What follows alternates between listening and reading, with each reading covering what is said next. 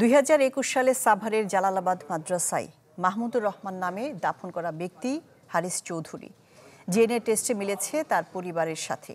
এ বিষয়ে প্রতিবেদন দাখিলের পর মরদেহ তুলে ফের দাফনের অনুমতি দেন।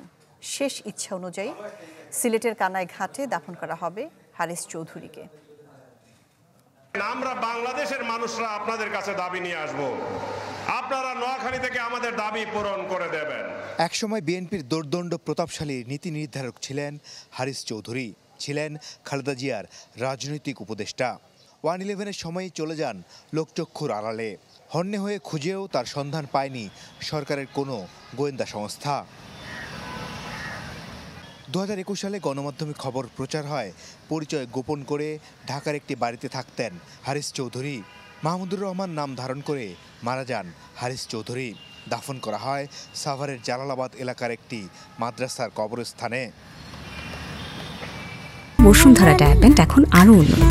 এই hot air through top sheet দ্রুত শোষণ করে সোনামণিকে দেয় কোমল অনুভূতি। বাবার পরিচয় নিশ্চিত হতে চলতি বছর 5 সেপ্টেম্বর হাইকোর্টে রিট করেন তার মেয়ে। কবর থেকে মরদেহ তুলে ডিএনএ পরীক্ষার নির্দেশ দেন আদালত। বুধবার সেই রিপোর্ট আসে হাইকোর্টে। রিপোর্টে বলা হয়, অজ্ঞাত মরদেহটি সামিরা তানজিন চৌধুরীর জৈবিক পিতা, অর্থাৎ মরদেহটি হারিস চৌধুরীর। ওনার পরিচয় নিয়ে আর কোনো সন্দেহ থাকে না যে যে বডিটি ওখানে কবর দেওয়া হয়েছিল সেটি পরিষ্কারভাবেই ব্যারিস্টার সামিরা তানজিন চৌধুরী ওনার পিতার।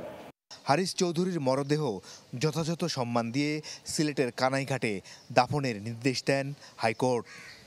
আব্বুর ব্যাপারে যে সত্যটা, সেটা এই 3টি স্টেজের মধ্যে দিয়ে গেছে, অগ্নি পরীক্ষার মধ্যে দিয়ে গেছে। আমি শুরু থেকেই বলেছি, আমি দাফন করেছি নিজের হাতে, আমার বুকে আমার বাবা মারা গেছেন এবং সেই সত্যটা বেরিয়ে আসলো। এটা দুঃখজনক যে আমাকে এটার মধ্যে দিয়ে যেতে হলো।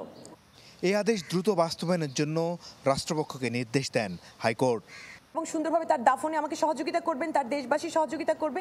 আমি আপনাদের কাছে অসম্ভব কৃতজ্ঞ। মাসুদুর রহমান, চ্যানেল 24, ঢাকা।